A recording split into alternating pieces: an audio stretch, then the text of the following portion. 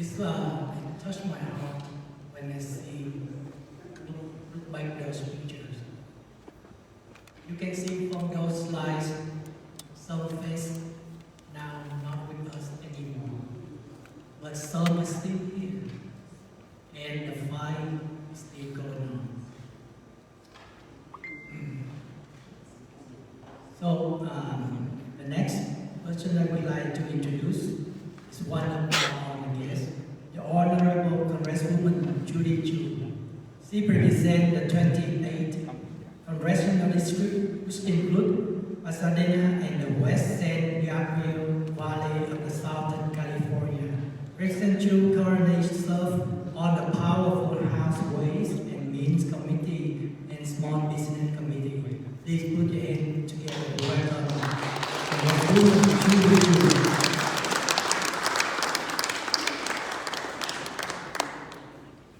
Hello, I'm Congressmember Judy Chu from California's 28th District, and I am chair of the Congressional Asian Pacific American Caucus, or what we call CAPAC.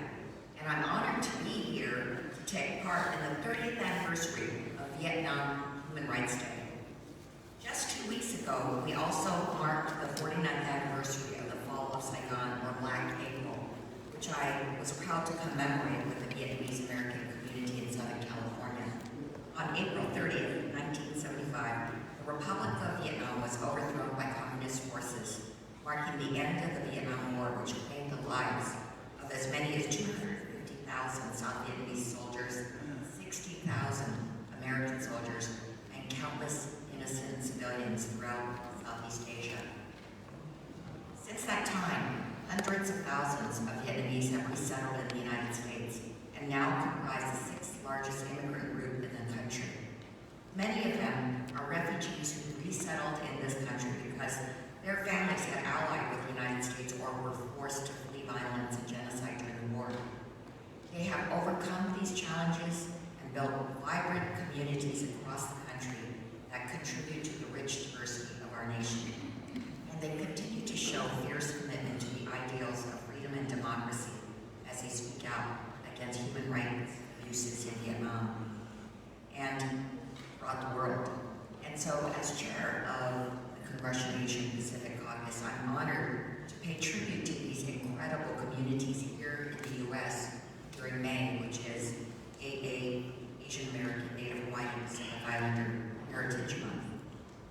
I'm also proud to sponsor the Southeast Asian Deportation Relief Act of 2023, legislation that I've led for years that would end deportations of Southeast Asian American refugees, including many Vietnamese Americans, and establish a pathway to return to the U.S. for the more than 2,000 refugees who have already been deported and were forced to return to a country where they may not even know language and are vulnerable to human and civil rights abuses. In fact, that is exactly why the Vietnamese American community has advocated for decades to address the unacceptable human rights conditions in Vietnam. From accounts of forced labor, extrajudicial killings, crackdowns on free speech, and restrictions on workers' freedom of association, Vietnamese people continue to suffer today under their authoritarian government. But I'm so honored to stand here in the U.S. Capitol and recognize the advocacy and leadership of the Vietnamese American community, which has tirelessly fought to address these human rights conditions and use their voice to push Congress and the executive branch to do more to advocate for human rights in Vietnam. So thank you for inviting me here today. I'm so thankful for this opportunity to commemorate Vietnam Human Rights Day here in the halls of Congress and to celebrate the Vietnamese American community. Thank you.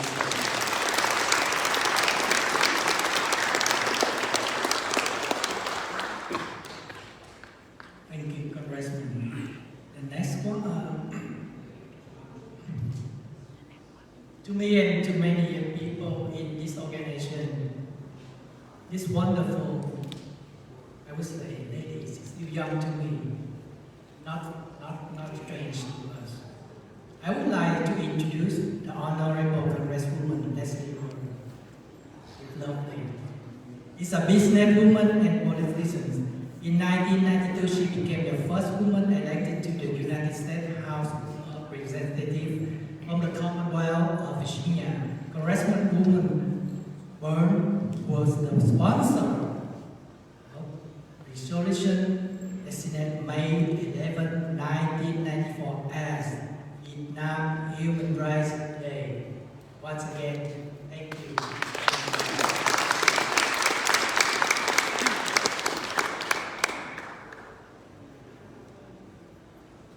Xin chào.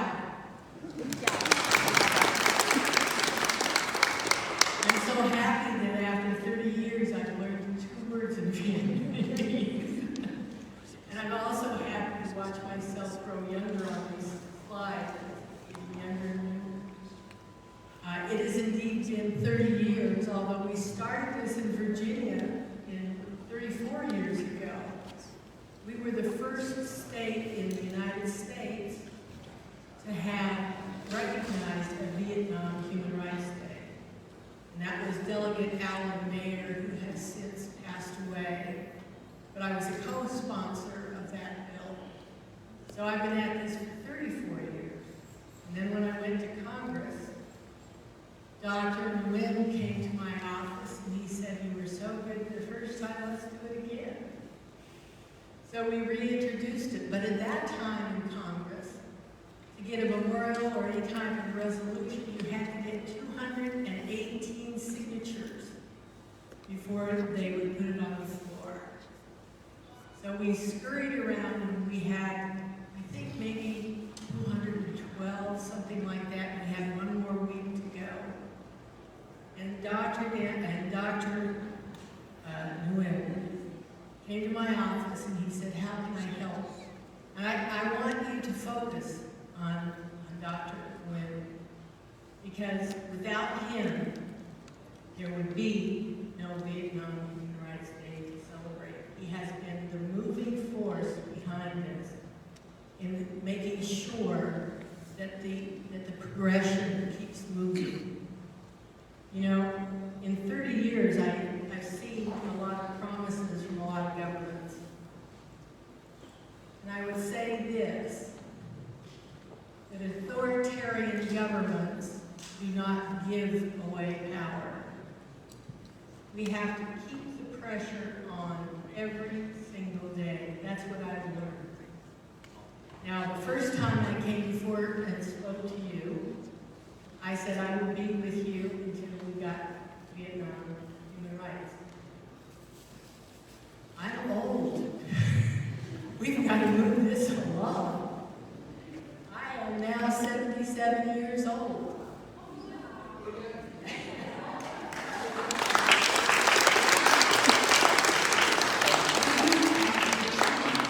Pressure on the governments, not only Vietnam, but in Cambodia, in Laos, in Myanmar, in China. And now what we're seeing is some of our Western friends, like Hungary, like India, are starting to slide away from the goal of human rights. This is an international problem.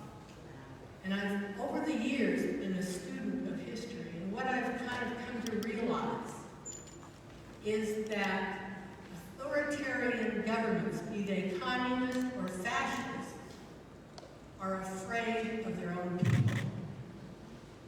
That's why they do the things they do. They are afraid of their people. They don't want them to speak freely. They don't want them to travel freely. They don't want them to pick a job of their choice, because they need the control and the power to stay in place.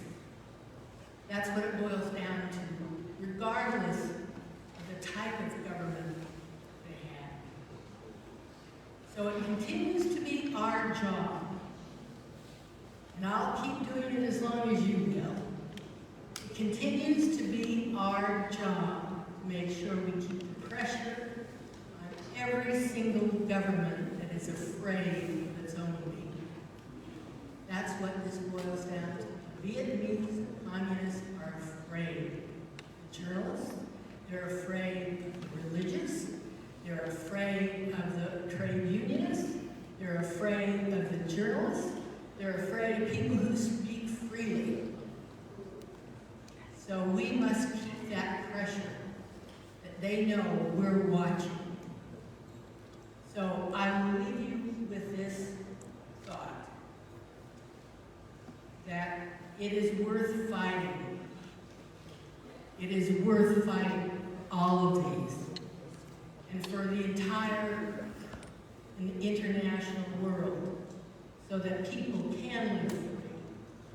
Don't have to worry just about where the next meal is coming from, but be able to speak to their neighbors the way they want to, be able to worship in the way they want to. These are important things in a human's life. And we're here to uphold that ideal, and we will continue to do so. And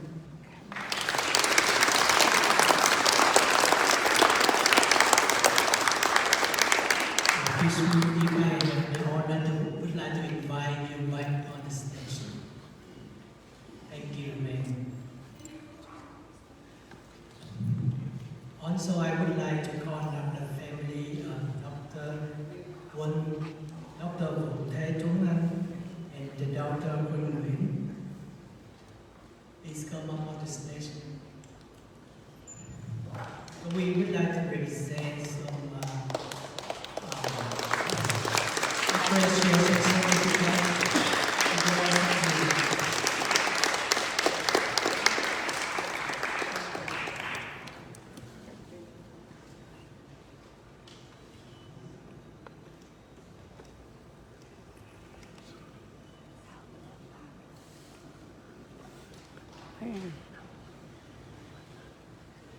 mấy ông ấy đứng hết trên này thôi.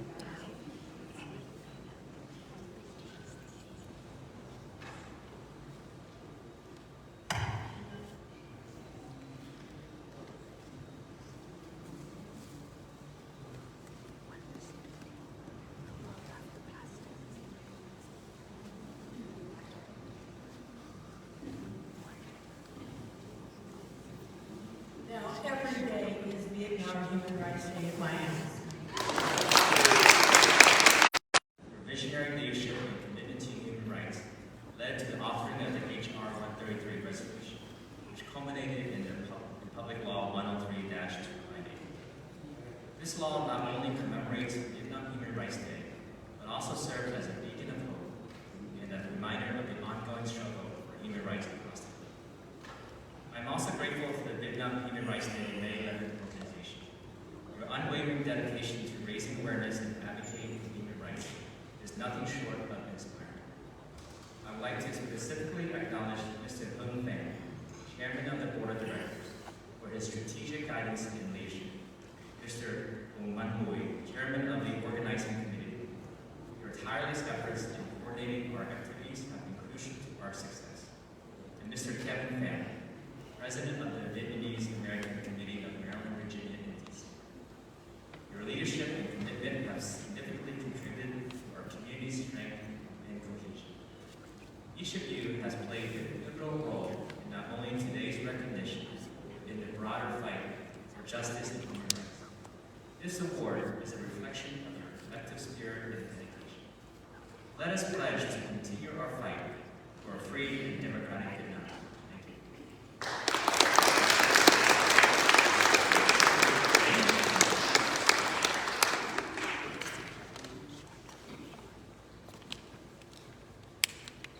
Next, I would like to invite His Excellency Mu So U, Deputy Foreign Minister, a few words with us.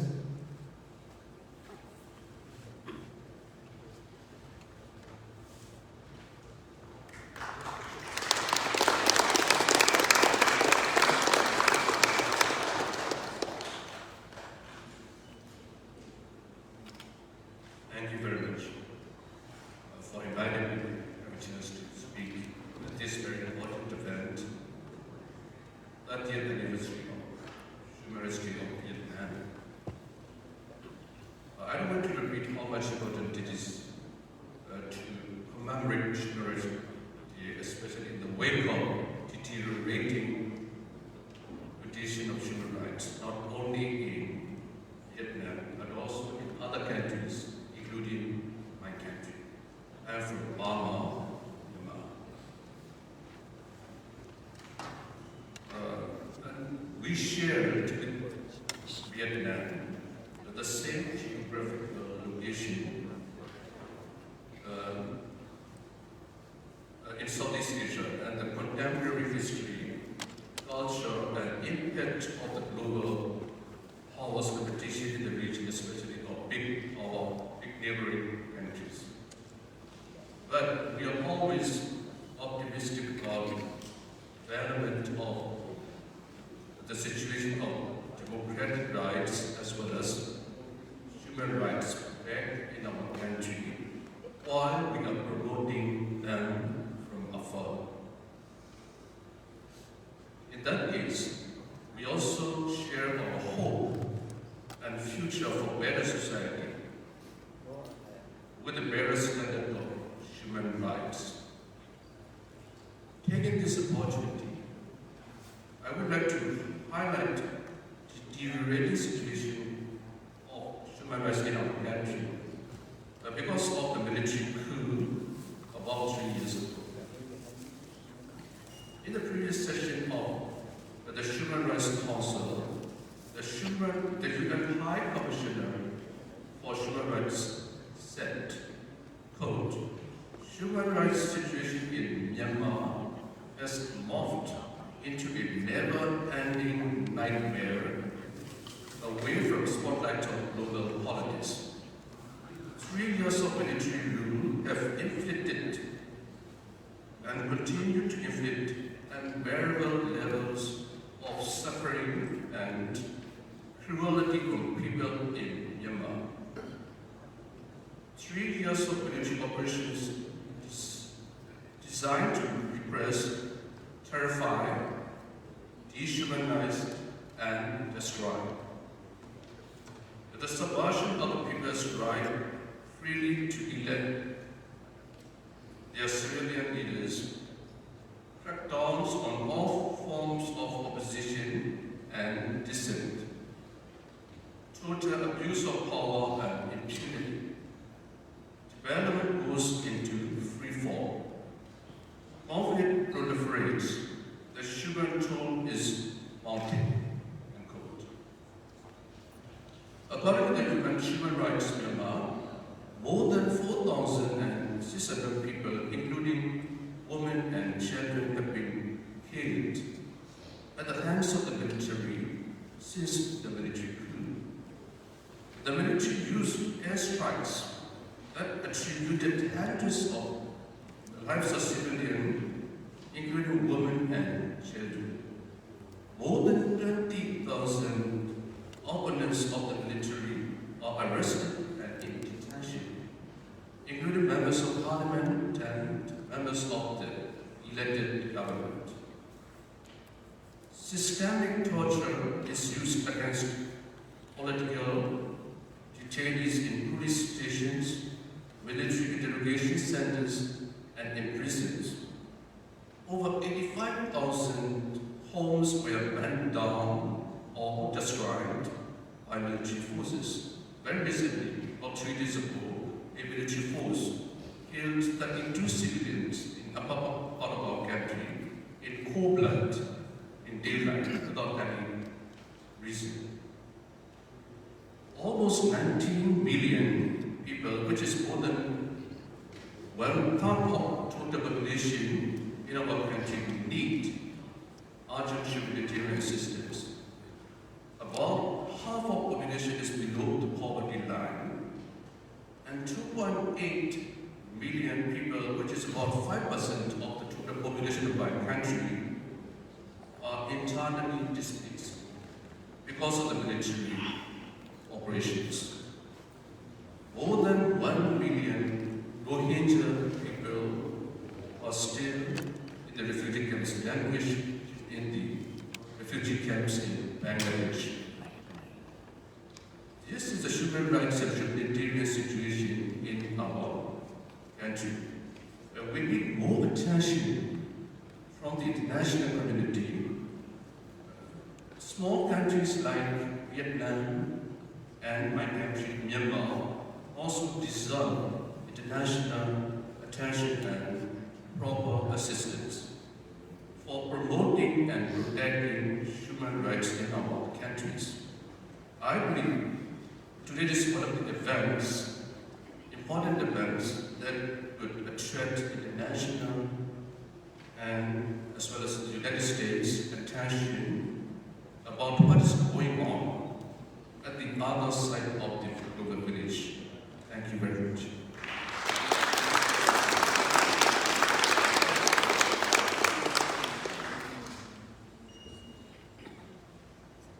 Please welcome our next speaker, Ms. Bei Fang, President of the Radio Free Asia, a private non-profit media company funded by the U.S. Congress through a grant by Broadcasting Board of Governors.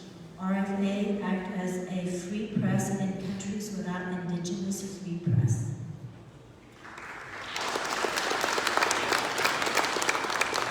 Hi, thank you so much for having me.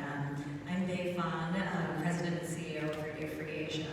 I'm really honored to be here today among this esteemed group of lawmakers, human rights activists, U.S. government officials, and representatives from the Vietnamese American community for the 30th anniversary of Vietnam Human Rights Day. I want to thank the organizers for making RFA part of this special annual event. I also want to thank the many members of Congress who are present today, who are among RFA supporters here on Capitol Hill. Press freedom is a human right, one that's intrinsic to a healthy global society. But as we're witnessing around the world, this is not a guarantee. That's especially true in Vietnam, where the ruling party continues to target independent media and degrade the public's individual liberties. This year, Reporters Without Borders ranked Vietnam among the 10 most restricted media environments in the world. As of today, 35 journalists and bloggers are jailed in Vietnam. Recently, we welcomed the long-awaited release of RFA blogger Nguyen Van Hoa from prison after he completed his 7-year term in January. Hoa worked for RFA as a videographer, documenting protests and demonstrations. He remains under house arrest. We can only hope that authorities will leave him to continue his work freely. But 3 RFA contributors remain behind bars. Nguyen Ton Toi, who is serving a sentence of 11 years. He continues to suffer numerous health issues with limited access to proper health care. Tuong Nguyen Nhat, who is serving a sentence of 10 years.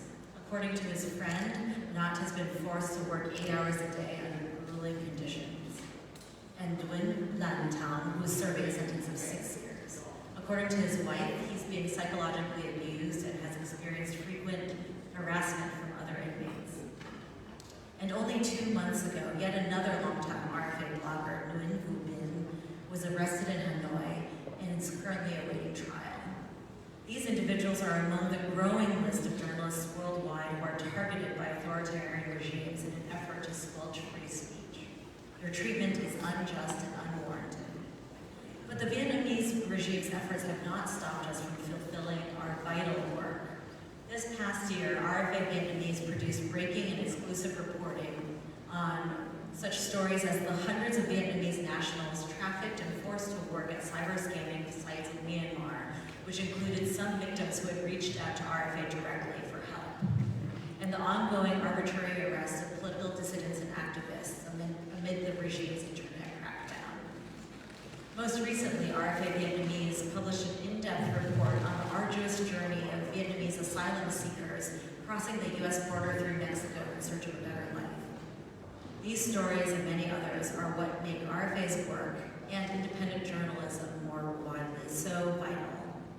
For all those putting their own freedoms on the line to empower countless readers with timely news, we owe them more than gratitude. As we celebrate Vietnam Human Rights Day, we must ensure they're able to safely and freely continue their essential work. Thank you so much.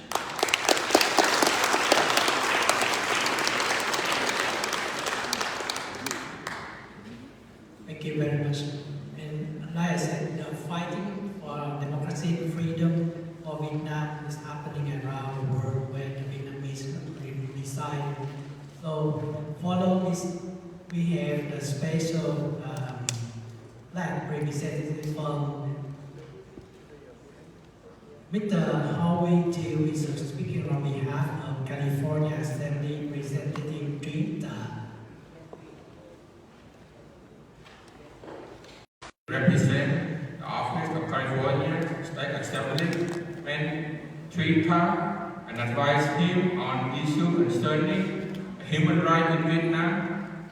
Assemblyman Trita entered politics when he was elected to the city of Westminster Council in 2006. A couple of years later, he was elected as the first Vietnamese American mayor in the United States. As a small business owner, Assemblyman Tar pursued American dream and raised his family in Westminster, where he continued to live today. He represents the 17th Assembly District, with about 25% Vietnamese, is home to the largest Vietnamese community outside of Vietnam. This day, 30 years ago, the United States Congress sent a message to communist government in Vietnam that basic respect for human rights must be adhered to. And in California last year, Assemblyman Tar passed Assembly Concurrent Resolution 45 with unanimous support to reiterate California's commitment to human rights in Vietnam. May 11 is the day that we recognize that more must be done, and that we call on government to use every tool at its disposal to ensure that basic human rights are respected in Vietnam. Vietnam is a member of Human Rights Council. They cannot say that they have a different definition from human rights than the rest of the world. Those back in Vietnam that include 19 journalists in prison for their work in Vietnam, according to the Committee to Protect Journalists. They cannot enjoy the freedom that we often take for granted in the United States, like political protest, due process in judicial system, or a freedom of the press.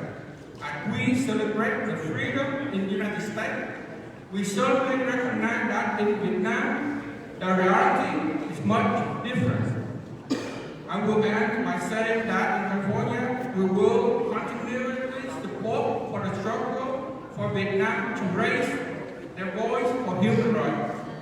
Assemblyman Tar is proud to represent the Vietnamese American community in Little Saigon and proud to be steadfast champion for human rights around the world. Thank you.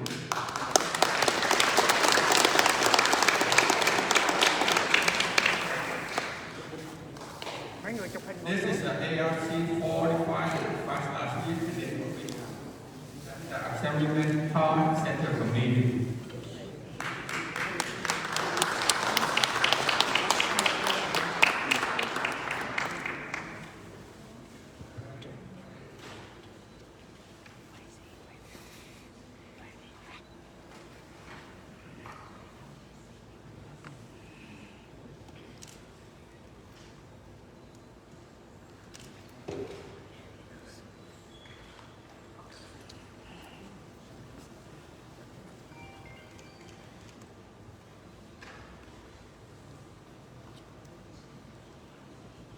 Thank you to our delegate from California.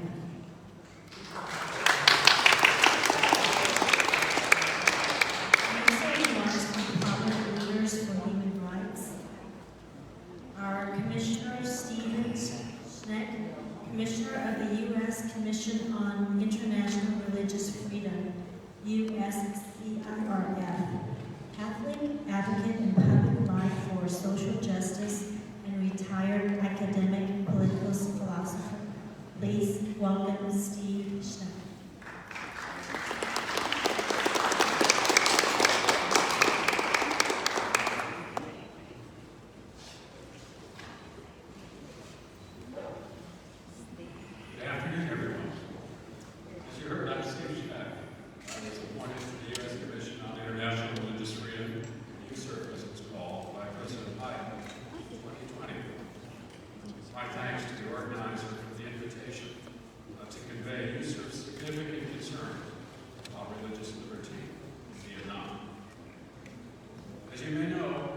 USERF is an independent, bipartisan federal commission created 25 years ago by the International Religious Freedom Act of 1998.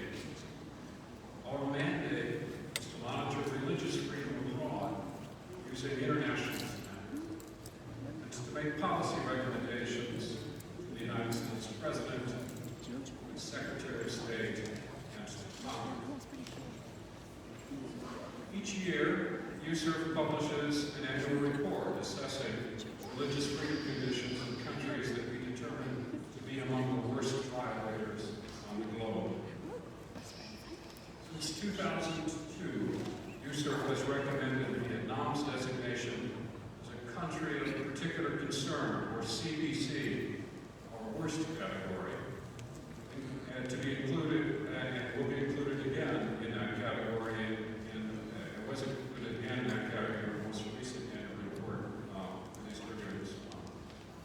We make this recommendation because USERF remains concerned that systematic, ongoing, and egregious violations of religious freedom persist in the Socialist Republic of Vietnam. The Vietnamese government continues to persecute independent and unregistered religious groups, including Hmong and Montagnard Christians, Cao Dai followers, United Buddhists, Wu Hao Buddhists, Khmer Krom Buddhists, and many other groups. Ethno-religious minorities such as the Hmong and Montagnard in Vietnam's northern and central highlands and the Khmer Krom in the Mekong Delta are especially vulnerable to persecution for their religious practice. Throughout 2023, authorities continued to harass, detain, physically abuse, and force Hmong and Montagnard Christians, Hmong followers of the Zum Van Min, and others to renounce their faith. Authorities pressured independent Hmong and Montagnard Christians to join state-controlled religious organizations, such as the Evangelical Church of Vietnam South. The Vietnamese government also uses detention and imprisonment to control and intimidate religious communities throughout the country. USERF documents these and other abuses in our online database, the Frank R. Wolf Freedom of Religion or Belief Victims List. And in this database, we currently identify 81 victims of religious persecution in Vietnam. The Vietnamese government uses its legal system as a pretext to restrict religious freedom, not to safeguard it. Its restrictive law on belief in religion imposes burdensome and complicated registration requirements on all religious groups. This year, the government also released Decree 95 to implement this law, causing concerns that this new decree will expand what we see as an ongoing pattern of violations of religious freedom.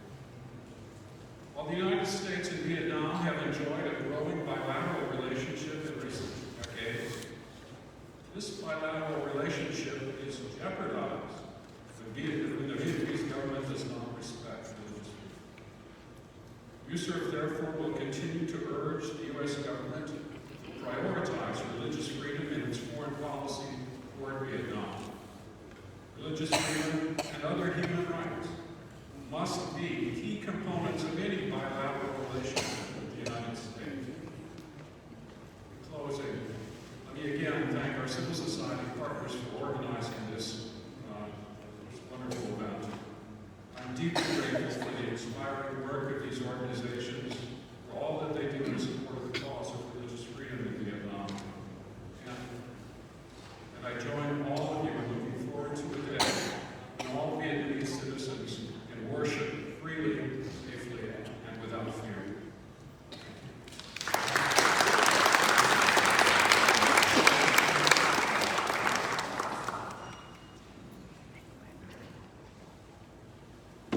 We have the Most Venerable Win Vin, Chair of the Unified Buddhist Church of America, President of the Second Office of the Dharma Institute of the Unified Buddhist Church of Vietnam. Please welcome the Most Venerable.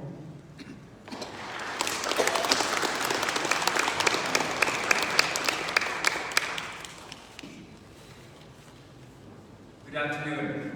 I do my best to hold the sun in order to have a chance to say good morning, but not. So sorry about that. So I would like to say good afternoon. What you deliver, your message, wonderful.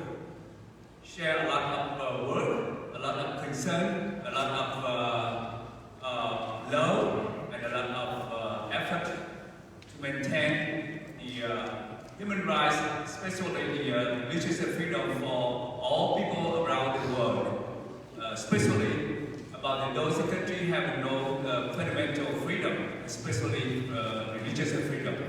So I would like to get back to my time. I'm so happy to share with you the message of the Unified Christian Church of Vietnam. I'm the representative. Dear honored guests, this year, the Unified Christian Church of Vietnam is 60-year-old. UBCV in the last 50 years has matured and suffering along with the Vietnamese people. The UBCV today is an independent religious organization under a totalitarian dictatorship under brutal suppression. The Unified Christian Church of Vietnam is still the voice of the Vietnamese people who believe in the Buddha's teaching and the Buddhist tradition, and in the goal of the serving the Dharma Buddha's teaching, the people and the country of Vietnam. But this is not about the UBCV, it's about the human rights. It's not even about the Vietnamese people. It's actually about us Americans. You will hear more and more about the decision 1334 from the Vietnamese Communist authorities, which plans to complete the development of the database project on the Vietnamese people abroad, to have 100% of the areas with the large Vietnamese communities abroad, establish associations and unions, and to take advantage of the resources of overseas Vietnamese to fight against laws and actions of the controlled community. So the Vietnamese authorities want to have a database of us, including of me and of our temple's goers.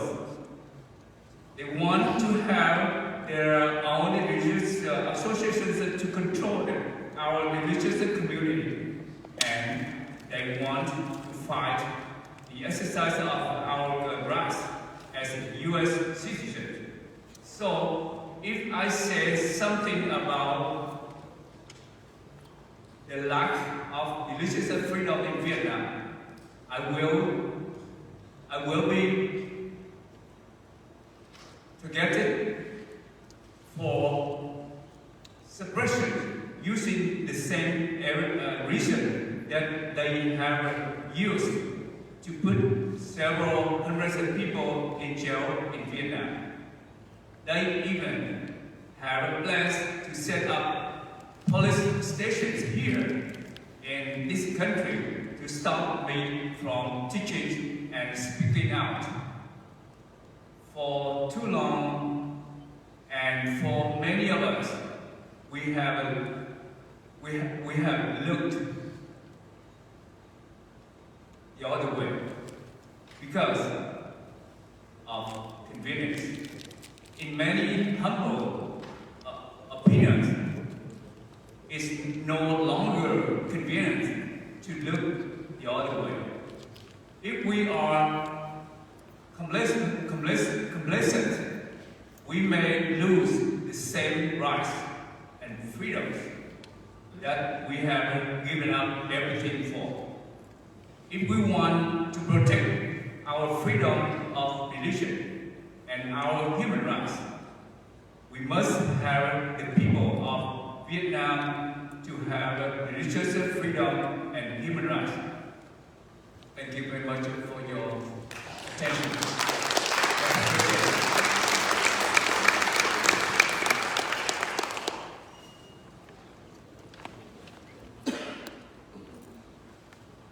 Our next speaker is Ms. Karina Lipsman, Director of the Government Relations for the Victims of Communism Memorial Foundation. And she leads the VOC engagement in the U.S. federal and state policymakers, embassy, and advocacy initiatives with the human rights allies in captive nations' constituencies. Please welcome Ms. Lipsman.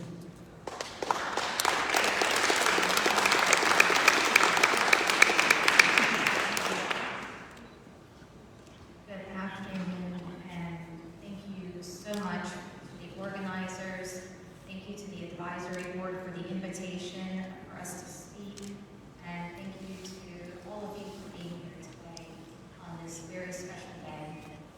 My name is Karina Lipsman. I'm the Director of Government Relations for the Victims of Communism Memorial Foundation. We're a nonpartisan nonprofit based here in Washington, D.C. And I'm truly honored to stand here before you as not only an advocate for human rights, but a staunch opponent of totalitarianism in all its forms, but as someone who has experienced the wickedness of communism firsthand. I was born and raised in Soviet Union. I have experienced what it's like to feel oppression, what it's like to feel that you don't belong, what it's like to feel fear, and being taught the propaganda, and the constant state of fearing what your neighbors would do if you practiced bullying, if you said the wrong thing. So as I remember feeling gratitude when I was sworn in as a naturalized citizen of the United States, something that I knew that I was fortunate to have that opportunity that many around the world can only dream of, because this is the greatest country to ever know. The voices of millions of victims to this tarnished ideology must never be forgotten. And you here right now are a testament to that unyielding commitment in Vietnam and everywhere. Despite Vietnam's rapid economic growth and its role as a production and trade ally for our country, make no mistake, it remains governed by authoritarian one-party state. The Communist Party holds absolute control over the government, social institutions, and media within the country. Far too long, people of Vietnam have endured the stifling grip of a single-party communist regime that has systemically suppressed dissident and curtailed basic freedoms. Unfortunately, as the country opens more to tourism, the government has continued its crackdown on freedom of expression, association, and peaceful assembly. No doubt you are aware of a leaked Politburo document titled Directive 24 from last year. The document laid out plans to increase media censorship and surveillance and squash civil society like those gathered here today. Make no mistake, don't let the Louis Vuittons and the Apple stores fool you. Vietnam is a closed, repressive, communist country. You are here today as a reminder that the fight for democracy is not confined to any one nation or person, but it is a universal struggle that unites us all in common humanity. The Victims of Communism Memorial Foundation stands with the people of Vietnam in their pursuit of democracy and justice. And I would be remiss if I did not invite you all to come visit the museum, which is off McPherson Square, 2 blocks from the White House. Thank you so much.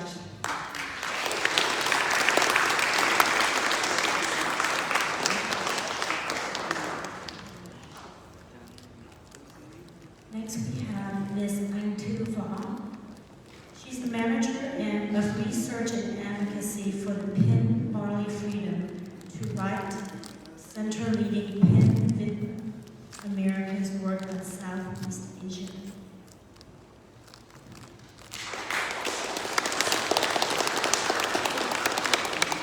Thank you so much for having us here today. We are grateful for the organizers for this event. This statement is delivered on behalf of PEN America, a nonprofit, nonpartisan organization that is dedicated to protecting freedom of expression and human rights in the U.S. and around the world. The Vietnamese government systematically violates individuals' rights to freely express opinions, access information, and exercise their cultural rights. In the past 5 years, our research has documented an increasing number of jailed writers in Vietnam. In 2019, we documented 10 Vietnamese imprisoned writers. By 2023, the number had surged to 19, putting Vietnam third globally in imprisoning writers. These numbers are in addition to the 150 journalists and human rights defenders that are imprisoned in Vietnam. Có thể One sớm, of these có thể imprisoned sớm hơn chút writers xíu nhưng mà nó có includes một thảo. this year's PEN Barbie Freedom to Write honoree, prominent activist and writer Nam Dong Jack, Mấy người who nói has been unjustly sentenced to 9 years in prison and charged with anti-state propaganda for her writing. A significant subset of those detained are online commentators like Jack, who expresses views on topics such as human rights, democracy, corruption, and other issues. The Vietnamese authorities have continued to arrest, charge, and imprison writers and other dissidents' voices for making critical statements against the government, under the guise of violating various legislations such as the 2015 Penal Code, cybersecurity law, and decrees. These cases are often accompanied by violations of due process and fair trial rights, and have undermined access to justice. The Vietnamese government imposes lengthy prison sentences and denies inmates of adequate medical treatment, as exemplified by the case of Nam Dong Jack. Authorities further intimidate and silence writers and artists through travel bans, equipment confiscation, and detention based on artistic work. Traditional avenues of expression, including press, television, radio, and other publications, are government controlled, making social media platforms like Facebook important spaces for expression.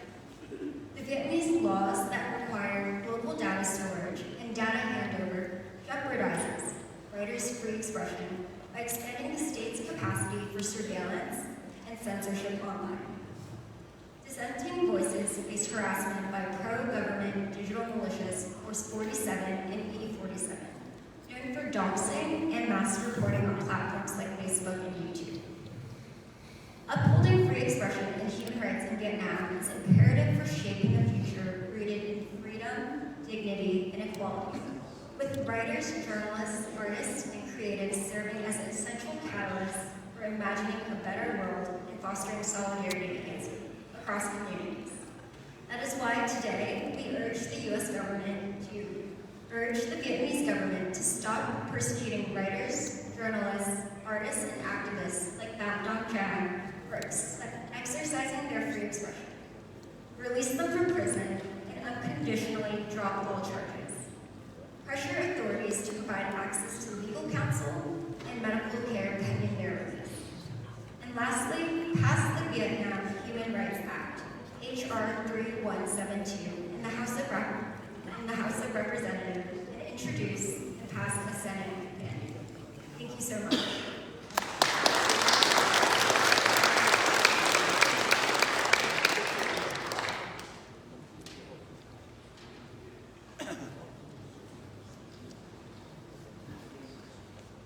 Have a very special guest, the Honorable Congressman Chris Smith. He represents the New Jersey Congressional District, a champion of global human rights.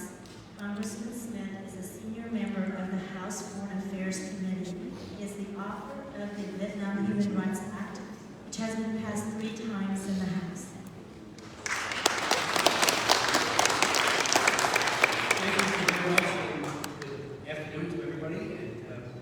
This is so important that we remember and celebrate Vietnam Human Rights Day, the 30th anniversary, which is a tremendous milestone especially in the face of what is happening on the ground in Vietnam as we meet. As was just mentioned, I introduced the Vietnam Human Rights Act repeatedly. It's passed the House 3 separate times, and the 4th time, we passed it as an amendment. Each and every time, it got over to the Senate, and they put a hold on it, and they defeated it. We have tried to get the administration to support it this year, and they are not in favor of it. And I think that's very, very troubling, especially since they're playing some kind of, in the old days they used to call it the China card, remember that? Now they're playing this Vietnam card somehow as if Vietnam is a buffer or some kind of counterweight to the People's Republic of China. Just for the sake of argument, I do chair the China Commission. It's a bicameral, includes matter of fact, Pierre Tatsis, our chief of staff, there. And we have hearings, and we focus on the human rights abuses being committed daily by the Chinese Communist Party. But unfortunately, the same thing is happening by the Vietnamese Communist Party. They have an awful record of religious persecution. We have argued repeatedly that the country in particular concerned designation needs to be reestablished and reimposed on Vietnam, and the administration will not do it. I remember when it did happen. We had CPC status, because of pervasive violations of religious freedom. I traveled there, I met with pastors, I met with Venerable Taekwondo, and many, many others, all of whom said how bad it was then. Well, the Bush administration at the time took the view that, okay, if we get a bilateral trade agreement, they've made all of these, quote, deliverables when it comes to human rights, let's just lift it and see what happens. Well, we lifted it, never went back. And they've done nothing. Matter of fact, the day when the bilateral trade agreement was agreed to, the day, the Foreign Ministry put out a statement saying there's no linkage to human rights. That's a matter of sovereignty on our part, and you don't tell us what to do. Well, these are universally recognized human rights. We need to speak out. We need to speak out strongly. I'm planning a hearing in June on Vietnamese human rights abuses. It'll be, I think, a very good hearing. We're trying to get our bill out of the House Committee on Foreign Affairs. I'm happy to say it's a bipartisan bill. Zoe Lofgren, Michelle Steele, and Lou Carrera are all co-sponsors. We all collectively, as you know, are co-chairs of the Vietnam caucus. We are trying very hard to make sure that, especially in this latter part of this Congress, we get this bill on the floor and we set up, hopefully, for the Senate, maybe this time, to agree.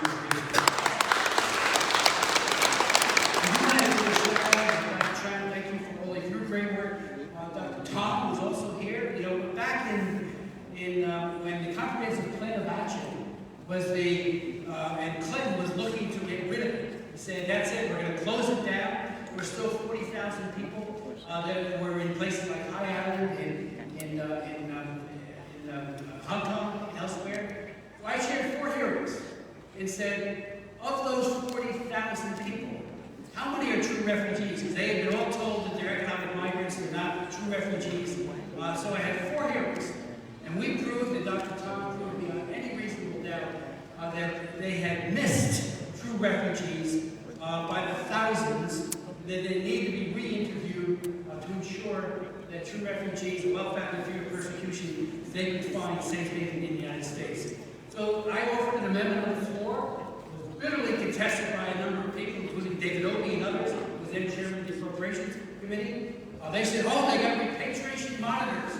Anybody who was sent back has this repatriation monitor who comes and checks out to see how it's going. So I did a hearing on that, and I had nothing to testify.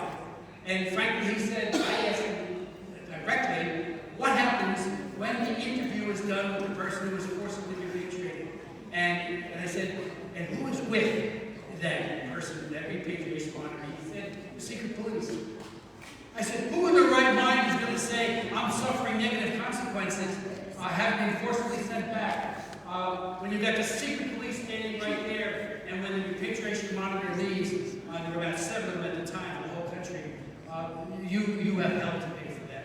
Re-education zones, all of it was just awful. And I did an amendment, and it led to the establishment of Rover, and 20,000 of the 40,000 were re-interviewed and brought to the United States as refugees here in this country.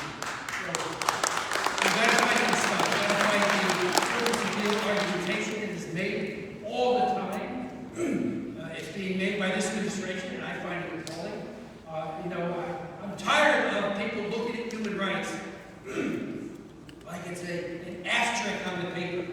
Oh yeah, human rights, everybody talks about that now. And then they go into a cursory conversation about it, and there's nothing linked to trade, or in the case of country of particular concern. If they get the CPC designation, we can sanction them. And we have to sanction them. I remember John, what was his last name, our ambassador at large at the time of Bush, he met my office and said, look at all these deliverables that we have in Vietnam and religious freedom. I said, well, wait till they do them and then give them the trade agreement.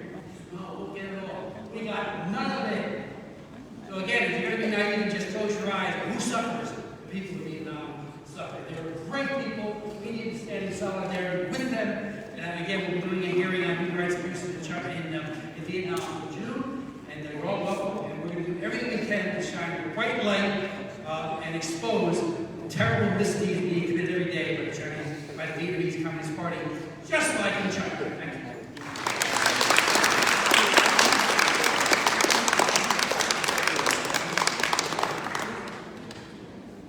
In gratitude for your unwavering support of the Vietnam Human Rights Day, May 11th, we have a plaque for you.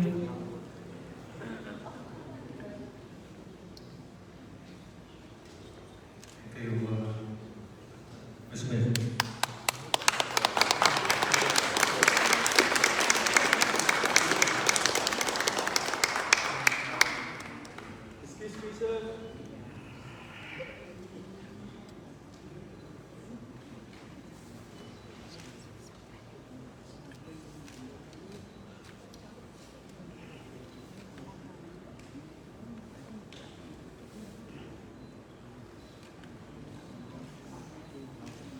Thank you so much. Our next speaker is another longtime supporter, Mr. Charles Goolsbee, Director of the Broadcasting Board of Governor, Director of the Office Editorial, U.S. Agent, Global Media.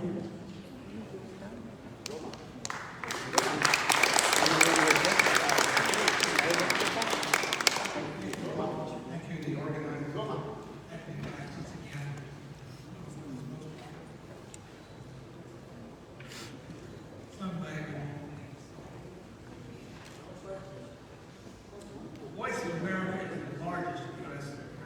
broadcaster. 350 radio, television, internet, social media, 48 languages. Established in 1943, Vietnamese is one of VOA's oldest language services. Provides 2.5 hours of television programming. Service maintains a popular YouTube channel and country with over 1.2 billion views, 1.6 million subscribers. On Facebook, VOA Vietnamese has 3.5 million followers. Many Vietnamese outside of Vietnam tune in to the website. Service provides the Vietnamese audience with accurate and balanced news and where the comments are very strictly all media. VOA was chartered by Congress for reliable and coordinated reports of accurate information. It also presents a comprehensive and balanced picture of significant current institutions, gives the audience an understanding of U.S. government actions and policies, and promotes responsible discussion of policy. One way VOA presents the U.S. policies is daily editorials written for radio and broadcast, video spots, and over the internet, produced by my colleagues and myself at the U.S. Agency for Global Media's Office of Editorials. These editorials are clearly identified and as such to distinguish them from the newsroom. Each introduced with the Declaration editorial reflecting the United States government. With an ever-growing global audience, we work diligently to fill a vital role in U.S. public diplomacy. During the past year, our editorials have focused on a number of issues in U.S.-Vietnam relations. Human rights has been a major topic. For example, in an editorial released for broadcast by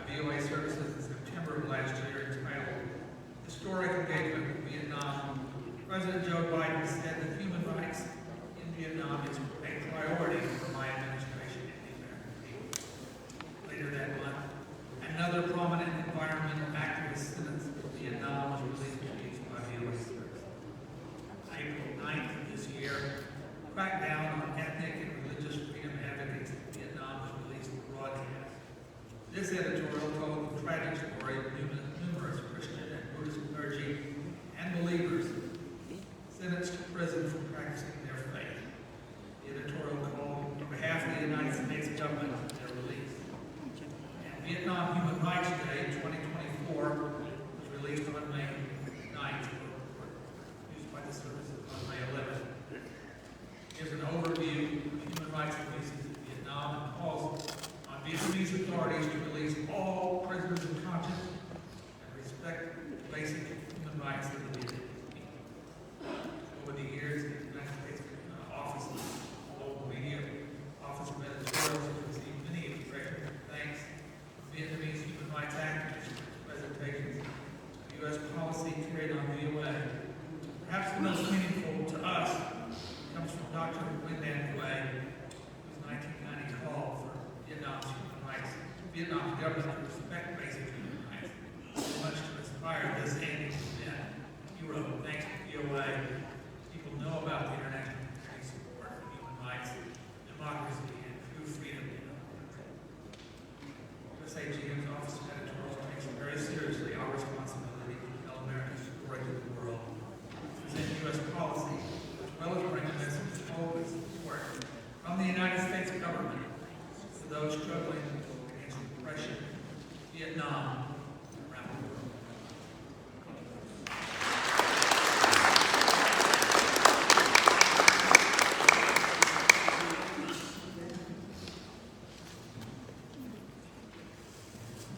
These are our distinguished guests.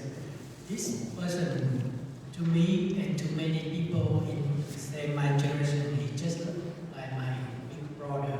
We share a lot of same values, same foundation, and with that, I would like to introduce retired U.S. Navy Captain Hong Kao, who is the Republican nominee for the U.S. Senate in the state of Virginia, retired as a captain. Dedicated 25 years in Navy Special Operation with multiple operational and combat deployments. Please welcome Mr. Hong Kao.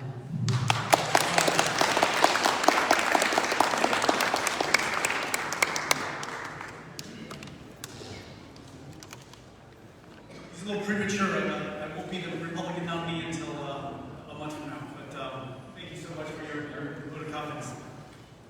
Xin chào quý vị. Thưa mấy bác, cô chú và anh chị.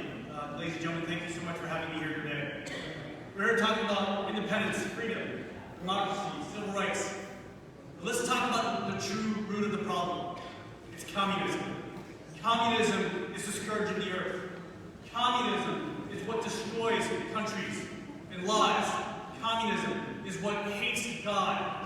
Communism is what took away my maternal grandfather, my dad's dad. In the middle of the night, at the age of 13, he had to become the man of the house to take care of his family because of communism. Communism is what took away my maternal grandfather, my mom's dad, who was the magistrate of the city of Hue, and was taken away and was never seen again.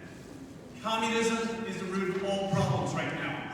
If we get rid of communism, we will bring independence, freedom, democracy, civil rights to the world.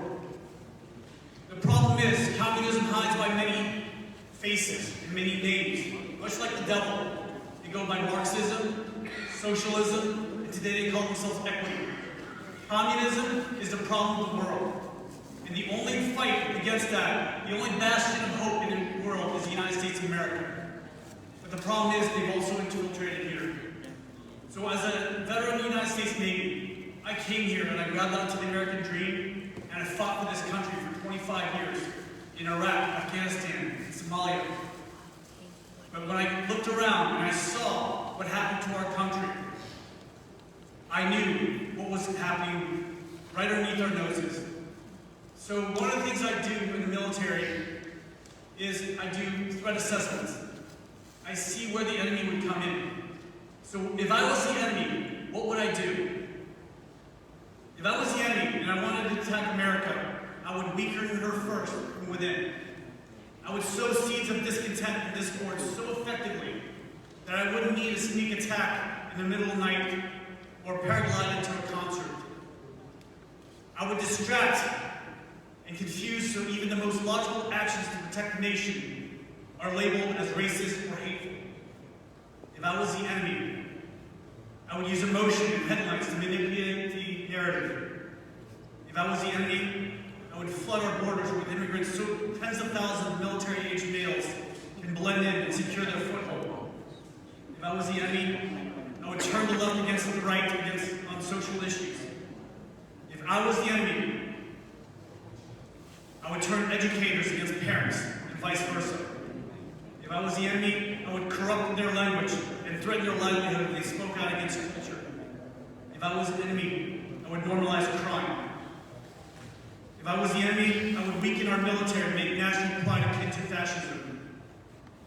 If I was the enemy, I would use war in other parts of the world to force spending abroad instead of ensuring a safe haven at home.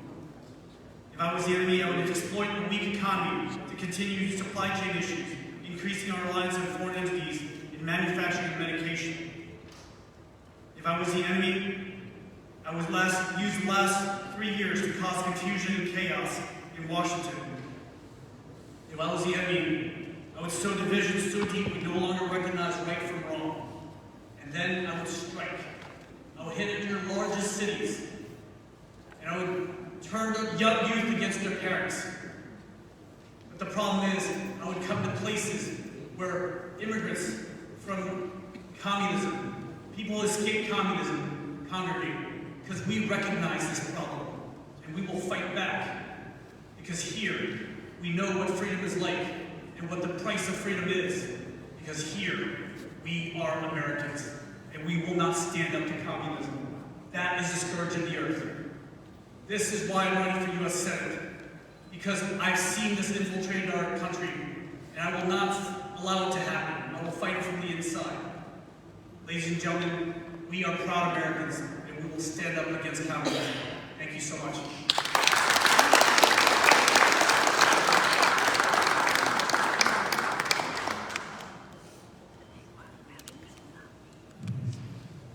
In Vietnamese history, we have very famous two sisters.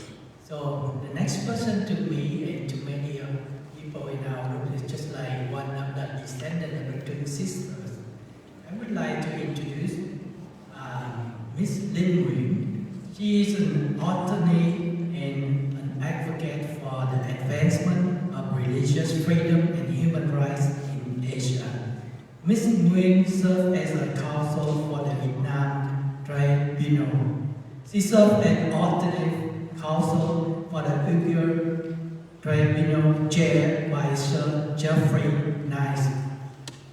The tribunal concluded that the government of the People's Republic of China had committed genocide against the Uyghur people. So, my honor to introduce my big sister, Miss Lin Nguyen.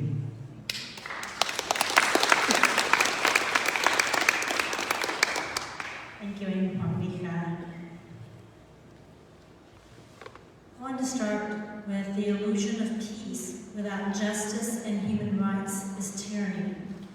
Justice, human rights are prerequisites to true peace. Today we mark the 76th anniversary of the Universal Declaration of Human Rights and commemorates more than 160 million people, lives lost at the rise of communism. We gather here today to commemorate the 30th May 11th Vietnam Human Rights Day as human rights defenders. We respectfully report to you regarding the Decision 1334.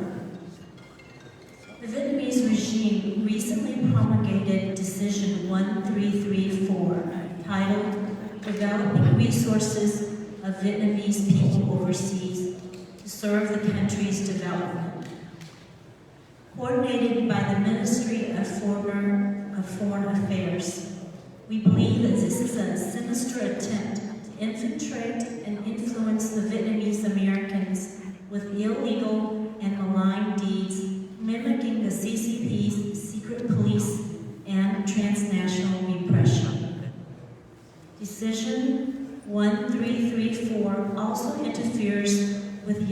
States national security, expands the Vietnamese Communist Party espionage effort, and extends the CCP stealings of intellectual properties and trade secrets. The decision unabashedly explained the policy of making the most of the resources of Vietnamese people abroad and identifying overseas Vietnamese resources as an important resource that need to be taken advantage of. The Vietnamese authorities plan to complete the development of database project on Vietnamese people abroad and will infringe on our privacy and likely will use it for purposes of transnational repression. Under a one-party rule, Vietnam has no established independent civil society, are all state-run and part of the Fatherland Front. Thus, the decisions plan to build satellite communist and anti-democratic organizations and institutions here in the United States. These agencies, along with the proposed Vietnamese Cultural and Educational Center by the Ministry of Culture, Sport, and Tourism, will exert a malign influence on our community where we can improve the effectiveness of propaganda and provide a ready network for espionage. Decision 1334 is an all-government and from all-party committees and authorities at all levels to conduct covert and public actions by Vietnam to influence our political sentiments and political discourse, as well as exploit our resources. This problem is taking new heights under the upgrade of diplomatic relations. Recognize the decision as a new situation. The Vietnam regime needs to respect the law of the United States and immediately put an end to this illegal foreign influence and transnational repression. Thank you.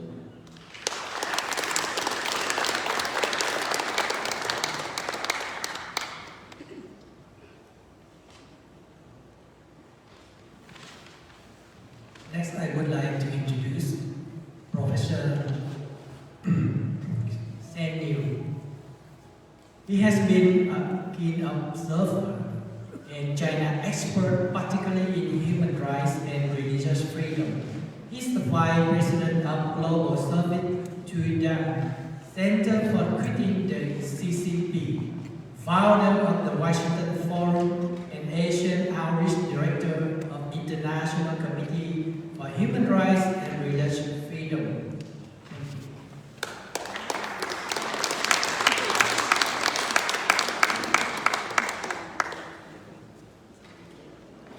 Chairman Fan, respected leader of Vietnam and Asia, ladies and gentlemen, I'm very honored to be invited again to give a brief remark on behalf of Falun Gong, Washington, D.C. area.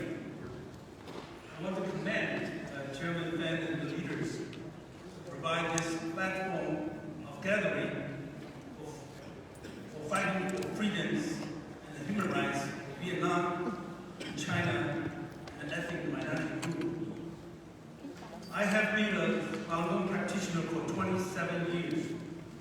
As you know, the human rights atrocity of tens of millions of Falun Gong have been continuing in Communist China for the past 25 years.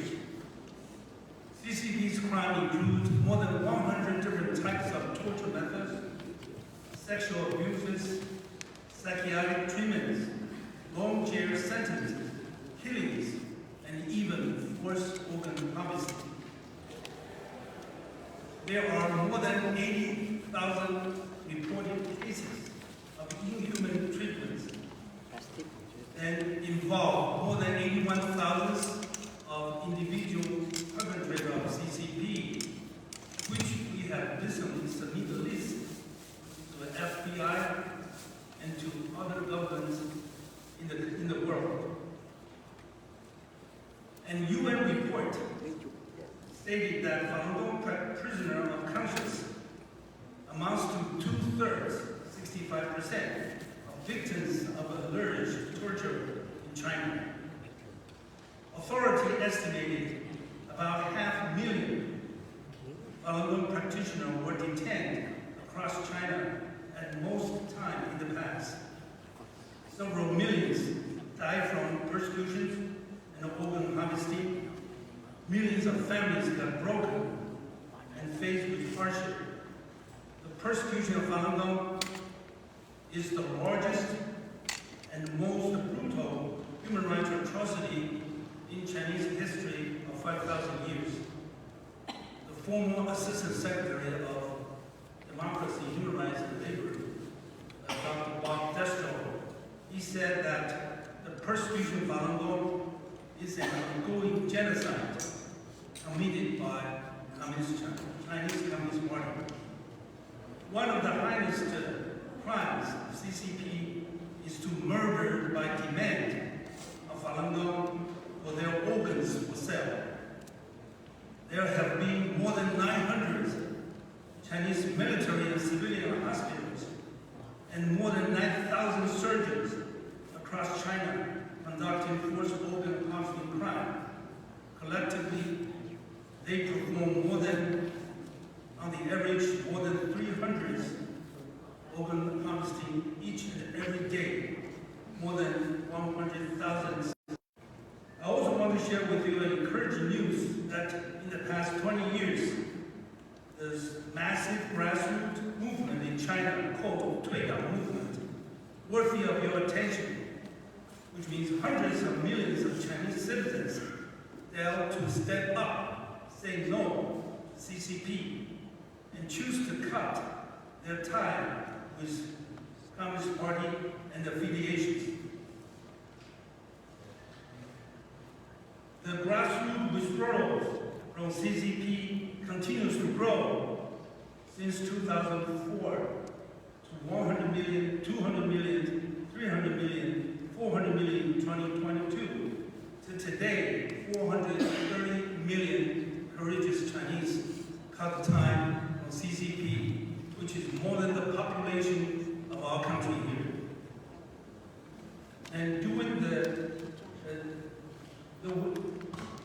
for example, yesterday there are 46,205 courageous Chinese withdrawal in public statements from CCP and affiliations.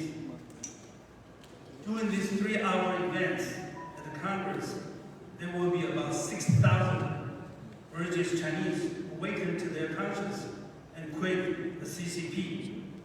The Tuidang movement frees free China into a new society without communism, and later will be a new Vietnam without VCP. CCP has locked down and the whole country and abused the people for COVID-19 pandemic in the past 4 years, which caused its economy to drop to the edge of bankruptcy and caused great frustrations and protests of Chinese people. So-called white paper revolutions of the youngsters, white hair revolution of old people, and lying down of the Chinese people. Tens of millions of Chinese die of pandemic and man-made secondary disasters. Not to mention about their large lack of freedoms, basic right, medicine, and food. CCP definitely does not have a harmonious society. Rather, constantly facing with its number one enemy, its own people, 1.3 billion people. China is like an overheated pressure cooker that can easily blow out soon. So in the past 25 years, Falun Gong in China and the free world have embarked a very large scale of truth clarification against persecution, which reveals the deception crimes and the evil nature of CCP. Now, our efforts are understood much better by many more people in China and various government and people around the world. 25 years have passed, Falun Gong still stands strong. But the perpetrators, CCP, are facing with major crisis and coming to collapse. We can now see very well the bright light at the end of the tunnel. So keep up with your good work. A new China without communism, a new Vietnam without communism, and a new world without communism won't be long. Thank you all.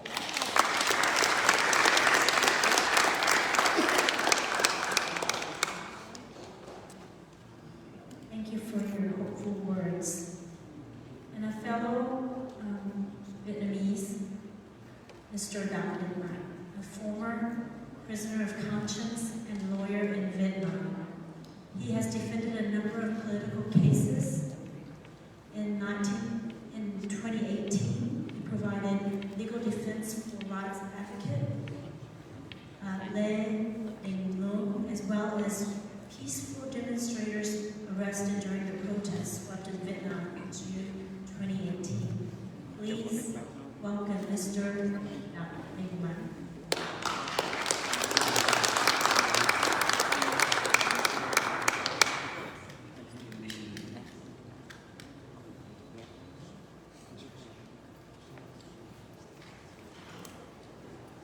Ladies and gentlemen, thưa vị tập vương, I am a human rights lawyer. I'm from Vietnam. I was granted political asylum by the United States after learning that I was wanted in Vietnam. A few days ago, the Vietnamese government posted a wanted for me again. I show a lot of my client in this little picture. Them and me, we are victim and witness of the suppression of human rights by the Vietnam government. But I look here more than.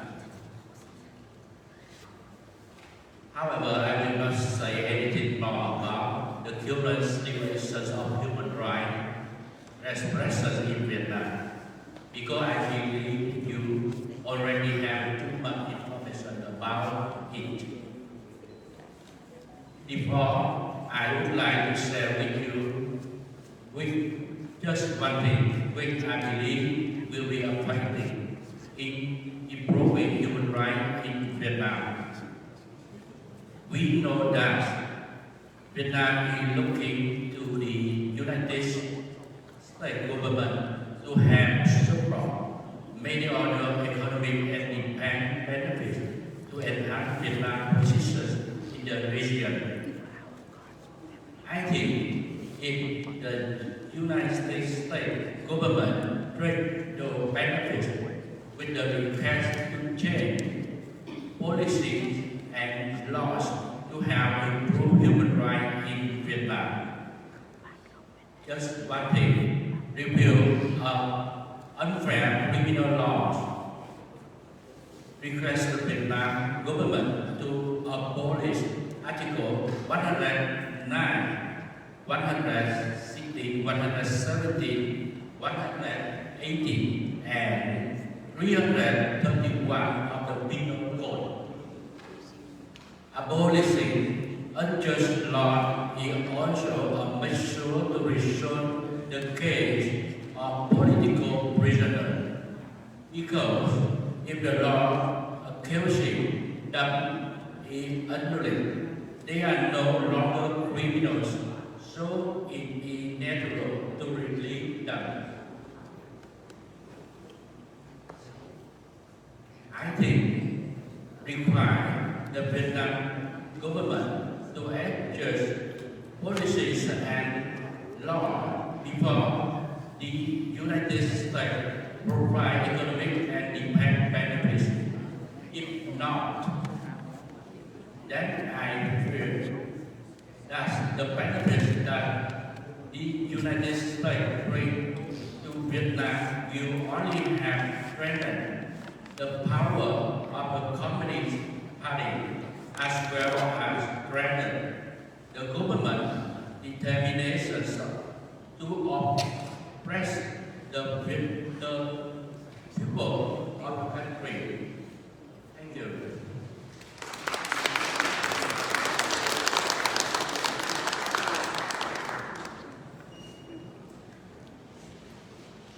We save the best for last. Our sister community, the Tibet National Congress.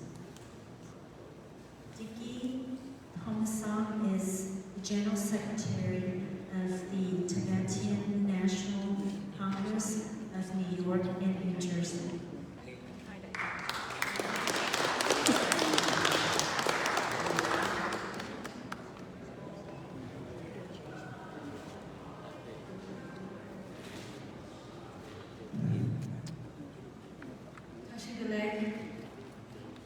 Good afternoon, everyone. My name is Nikki. I'm a General Secretary of Tibet National Congress, New York, New Jersey. We came from New York all the way at 2 o'clock this morning. As we gather here today to commemorate the 30th Vietnam Human Rights Day, I stand before you as a Tibetan who has never had the privilege to call a country my own, a land scarred by brutalities of oppression. I extend my heartfelt gratitude to Mr. Wang Pen and U.S. representatives, venerables, and all those gathered in this esteemed assembly. In 1959, China seized control of my ancestral lands. Our homes were invaded, our monasteries desecrated, and our people were subjected to unspeakable atrocities, all under the guise of cultural revolution and development.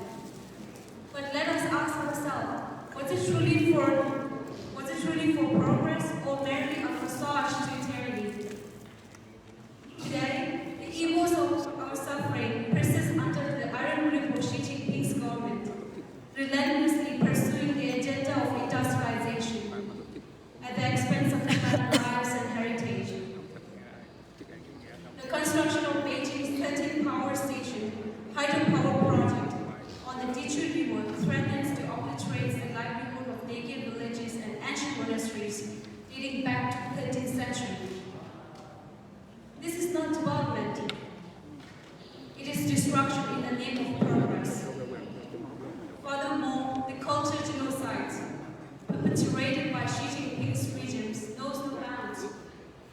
The forcible separation of over 1 million Tibetan children from their families result in most Tibetan students being coerced into boarding schools, either isolating them from their families and communities.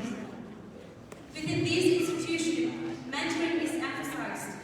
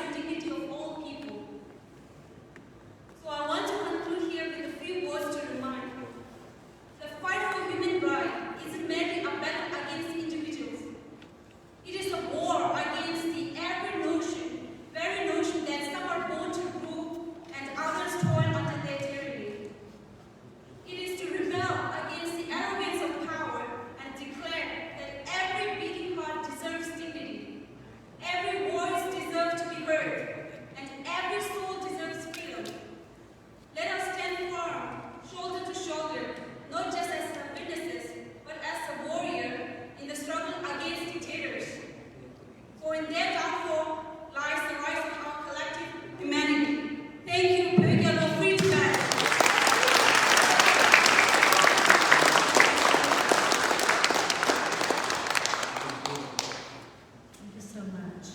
Next, we will have a forum, a panel regarding the role of youth in democracy and human rights. We will have Dr. Annika Silva Linder to provide us with the keynote message, followed with the panelist breakout session. Please welcome Dr. Annika Silva Linder. She is the head of the North America International Institute of Democracy and Electoral Assistance, IDEA. She oversees the international IDA's outreach in the region, its engagement in the Global Democracy Coalition, and its work to support the Summit for Democracy. She is also the international IDA permanent observer in the United Nations, representing the international IDA at the UN General Assembly as the leading voice in advocacy.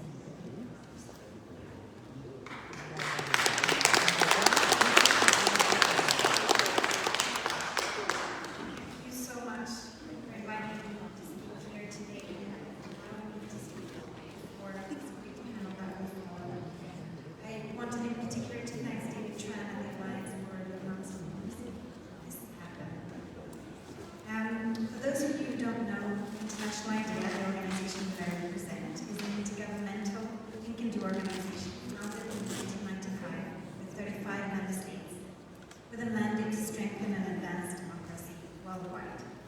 We do this through knowledge, data production on democratic reforms, capacity building to democratic actors around the world, with a focus on new and emerging democracies, and convening of stakeholders, and advocacy on democracy worldwide.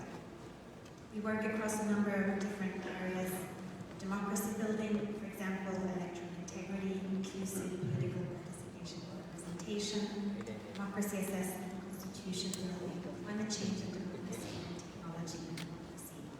And since 2022, we are proud to have the US as a very engaged observer country in international IDEA.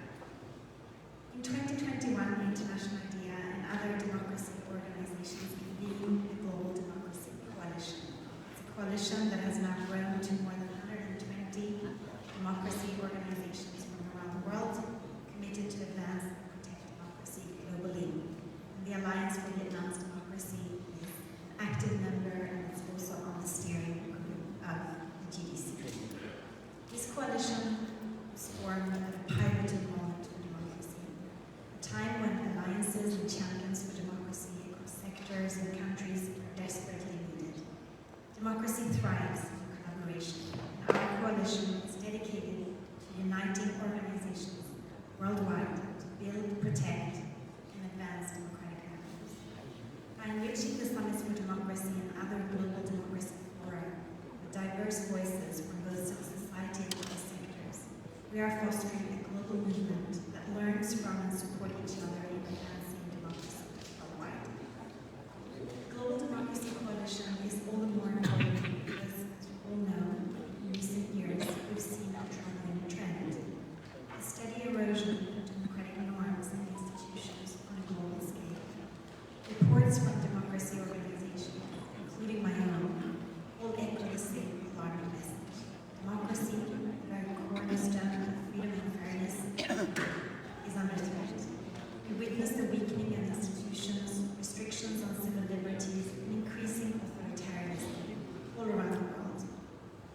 These existential threats show distrust and lead some to turn to authoritarian alternatives. Yet, amidst these challenges, there remains a beacon of hope, a steadfast belief in the fundamental values and principles of democracy. Democracy is not static. It is a living, dynamic, and evolving system of governance, adaptable and resilient to those who stand against it. Yes, the setbacks are real, but so are the successes and progress achieved by democratic champions and institutions worldwide. It is in this spirit that the Global Democracy Coalition is embarking on a new advocacy campaign that we are launching today at the Copenhagen Democracy Summit as we speak. It's convened by a long-standing GDC partner and champion Alliance of Democracies in collaboration with our partner, Club de Madrid,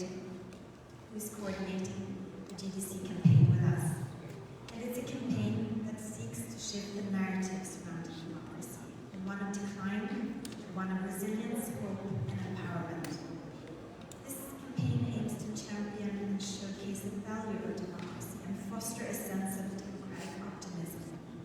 Our mission is clear.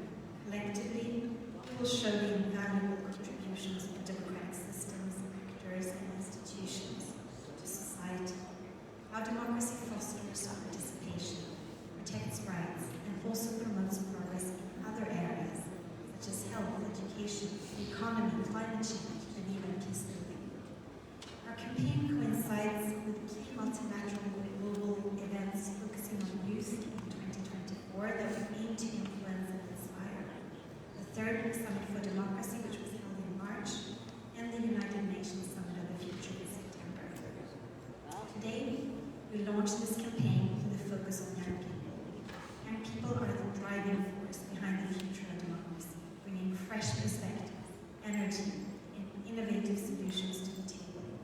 Their active participation is essential to building resilient, inclusive, and vibrant democracies that can adapt to the challenges of tomorrow. Yet, in democracies, youth are often disengaged from formal politics or shut out of the political realm altogether in authoritarian contexts. We must urgently address both these challenges. So the objectives of this campaign are threefold. First, the campaign aims to challenge the prevailing negative discourse on democracy by highlighting its value and positive impact on all spheres of life and across different regional contexts. By showcasing successful cases, best practices, democratic innovations, we will demonstrate how democracy delivers for people worldwide. Second, the campaign emphasizes the universal nature of democratic values, while showcasing how democracy is understood, valued, and practiced in different ways around the world, adapting to different regional and cultural contexts while still upholding core universal democratic principles. Third, we will highlight the significance of active citizenship and democratic practices. By emphasizing the role of those individuals in collective action and shaping democratic outcomes, we seek to inspire a sense of responsibility, encourage greater engagement in democratic processes by young people. We will showcase the valuable work of democracy defenders, including activists, civil society organizations, election officials, judges, and other working to protect and promote democracy within democracy and those fighting for democracy inside or outside of authoritarian contexts. Throughout all of this year, we aim to engage the 120 plus organizations that are part of the Global Democracy Coalition and their respective networks, leveraging their energy, experiences, and partners to create a massive and collective positive chatter about democracy among youth all around the world. All of us gathered here today, the stakes could not be higher. Democracy's value lies not just in its principles, but in its practice, in how it improves lives, fosters justice, and builds stronger, more resilient societies. So let us move forward together, committed to defending and advancing democracy for the generations to come, starting here and now today. So please join us in celebrating democracy by engaging in this campaign with the hashtag #ThankYouDemocracy.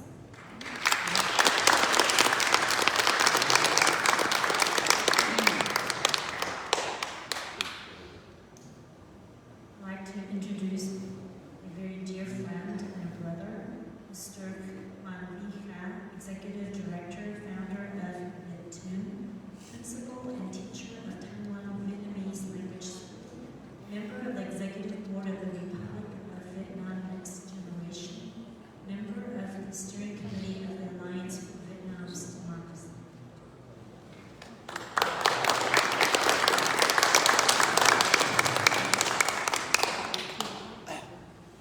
I would like to begin my speech by sharing this.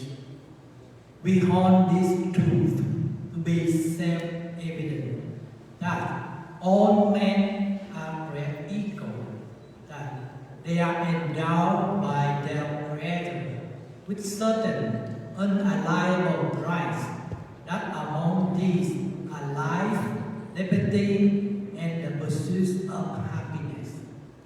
Ladies and gentlemen, that is the United States Declaration of Independence. And later, Ho Chi Minh, in 1945, when they took over Vietnam, he copied that part, modified, edited, put it in the so-called independence of Vietnam. From that day on, the communists of Vietnam start to rule the country with lies after lies. And you see,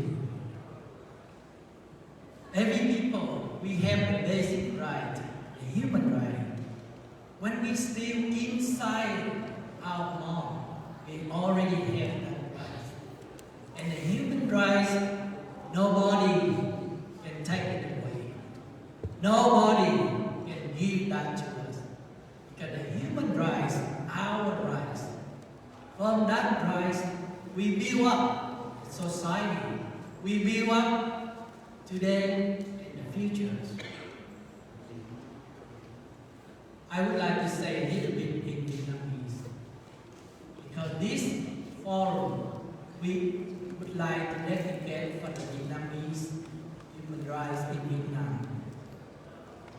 Kính thưa quý vị, đặc biệt là các bạn trẻ tại Việt Nam, nếu các bạn đang theo dõi chương trình ngày hôm nay, xin các bạn hãy hiểu rằng tự do, nhân quyền, dân quyền, tất cả đều là của chúng ta, tất cả đều là thuộc về chúng ta. Không ai có thể lấy đi cái quyền đó từ các bạn, không kẻ nào có thể ban phát quyền đó cho các bạn. Các bạn hãy nhìn lại lịch sử Việt Nam. Chúng tôi không muốn nói về cuộc chiến tranh đã xảy qua, thì các bạn có thể cho rằng chúng tôi có thành kiến. Các bạn hãy xem từ năm 1990, khi mà khối Xô Viết sụp đổ, để cứu vãn tình hình thì giới cầm quyền tại Việt Nam đã phải nới lỏng sự cai trị, đã phải nới lỏng những cái quyền căn bản là người, chẳng hạn quyền sáng tác, chẳng hạn quyền tư hữu sản xuất.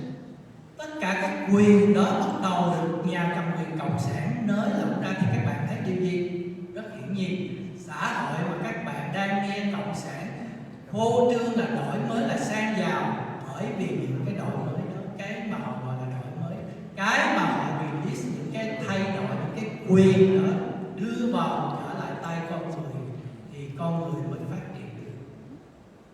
Tuy nhiên, just like all other communists, they just try in many different ways to hold you as an animal. They control you. To the day or the time that they see dangerous for them to survive, so they have to do something. Same thing everywhere. We see that from Taipei, we see from Vietnam and all other countries, Hong Kong, we all see that. So don't be fooled. Các bạn đừng để bị lừa, các bạn đừng để bị mất đi các quyền đó để trở thành những con vật, những thứ bị điều khiển bởi nhà cầm quyền cộng sản. Human rights, civil rights, that's the basic foundation to build up the country. As the youth, you inherit the experience, the knowledge from the past. You are luckier because you don't have to pay for the price of those values. Các bạn trẻ, các bạn đang thừa hưởng những cái kiến thức, những cái kinh nghiệm của quá khứ mà thế hệ cha các bạn may mắn hơn, các bạn không phải đổ xương máu, các bạn không phải đổ những mất mát để mà lấy và hiểu được những cái giá trị đó. Those experience you should hold on to that, value that, open up your heart and your mind to study that, and you are lucky because you are the present time. You can take technology. Bạn đang có cái may mắn bạn giữ được cái technology của ngày hôm nay để sử dụng với kiến thức của quá khứ làm gì? Chọn ra con đường đi đúng cho tương lai. You choose your own path to the better future. yourself and for the country and for the people. Nobody else, no any political party, region can do that. And if those rights be taken away from you, don't be afraid. Don't be afraid. The more you're afraid, if you not get over, you will be a gone place. That's all I'm saying. Thank you. Cảm ơn.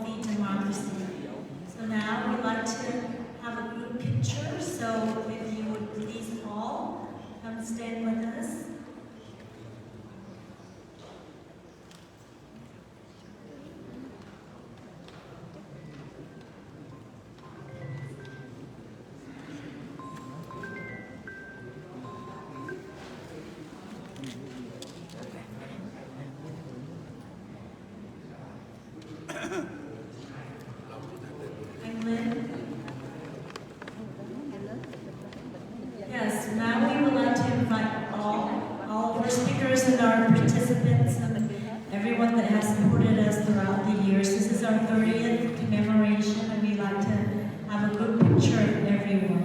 Please come join us.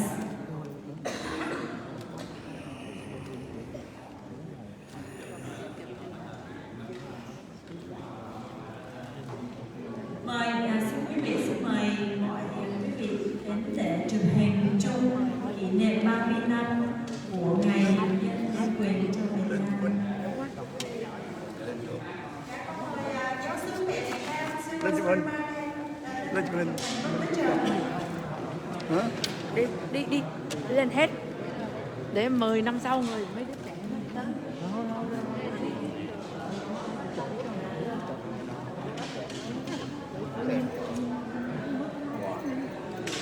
Mới thấy đông thôi, có ít người quá.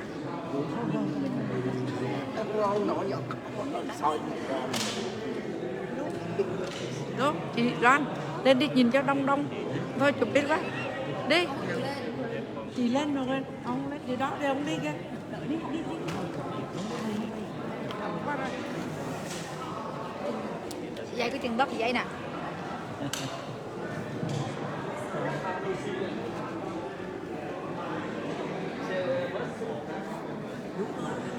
Lên chụp hình đi. Lên hết thì chụp hình đi chứ. Rồi. Thấy từ ghét rồi lên nữa thấy vậy. Thấy em bà.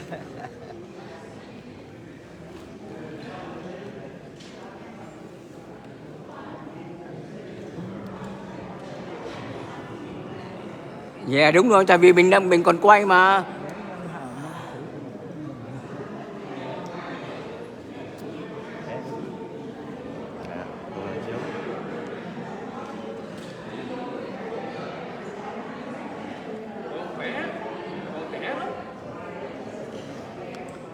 Chịu thôi.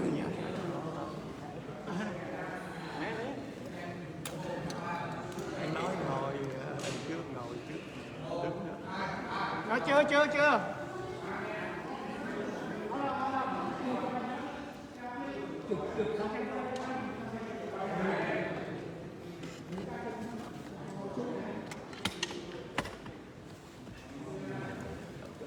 Thôi nào. Chị giờ cái gì đó xuống. Anh Phúc. Ok rồi, được rồi đó. Rồi. Dạ.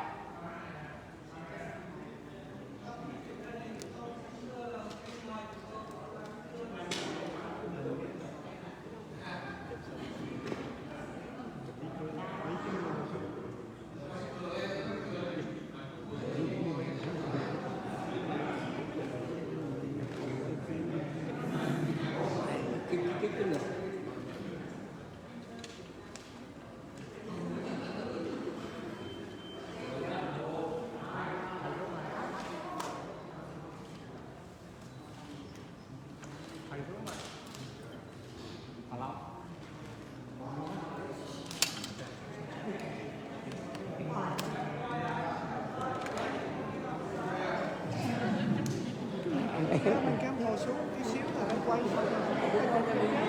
Miệng cao quá. Like him, he's big man. He stand in front. I can't do nothing with that. Exactly, yes. Pick up a bag for me. Thank you.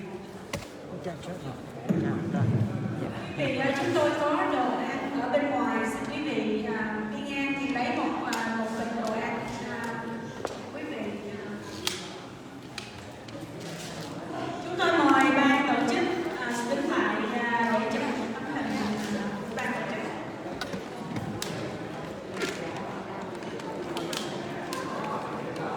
Quý vị nào trong ban tổ chức xin mời lên